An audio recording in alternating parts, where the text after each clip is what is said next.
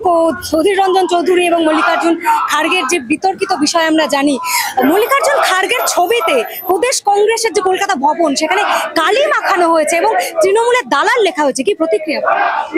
এখন এগুলি দলের মধ্যে কিছু বিষয়ে মতান্তর থাকতেই পারে, ওটা কোনো বড় কথা নয়। বড় কথা হচ্ছে ইন্ডিয়া যে ব্লকটা তৈরি হয়েছে, এই ব্লক ইতিমধ্যে বিজেপির এনডিএ জোটে কাঁপুনি ধরিয়েছে এবং এই রাজ্যে তৃণমূল তারা প্রথম থেকেই ইন্ডিয়া ব্লকের বিরোধিতা করেছে।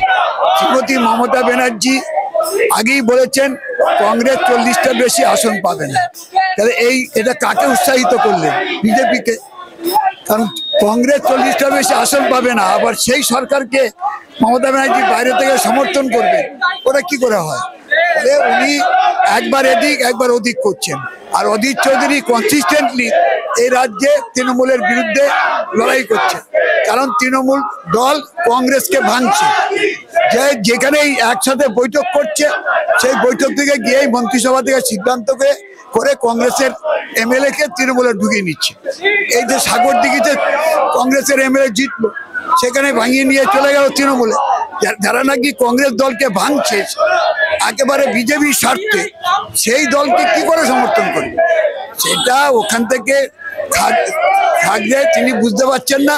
তিনি সর্বভারতীয় প্রেক্ষিতে তিনি বলছেন যে তৃণমূলকে দরকার, কারণ তৃণমূল যে থাকবে না এটা তিনি বুঝতে পারছেন না। তৃণমূলের চরিত্র সম্পর্কে এখনো সর্বভারতীয় কংগ্রেসের সভাপতি বা তার যারা কয়েকজন সাক্ষাৎ আছেন তারা এখনো উপলব্ধি করতে পারছেন না যে শ্রীমতী মমতা ব্যানার্জি কি। কারণ 1998 সালে 1 জানুয়ারি আরএসএস টিএমসি তৈরি করেছে।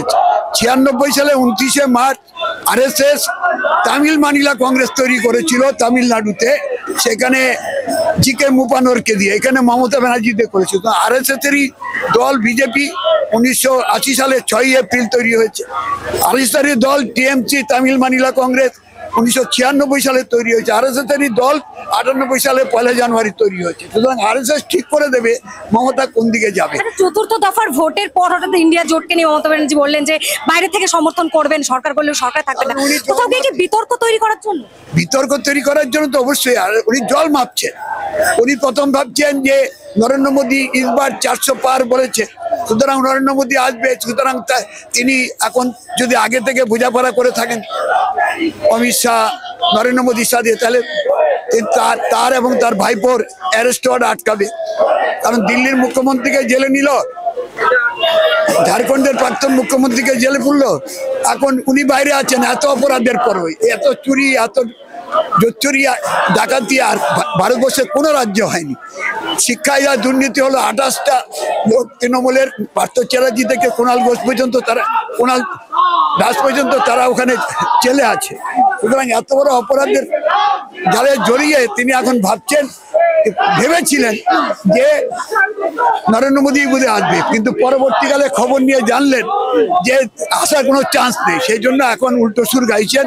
আসলে ইন্ডিয়া জোটের মধ্যে বিরোধ তৈরি করার জন্য, ভুল বুঝাবুঝি তৈরি করার, এটা কোনো ইন্ডিয়া ব্লককে সাহায্য করার জন্য, ইন্ডিয়া ব্লকের বিভ্রান্তি তৈরি করাটাই হচ্ছে এই দলের, এই তৃণমূলের মমতা ব্যানার্জির তার মূল উদ্দেশ্য। আপনারা বারবার অভিযোগ করেন যে তৃণমূল এবং বিজেপি নাকি ধর্মীয় মেরুকরণ করে থাকে।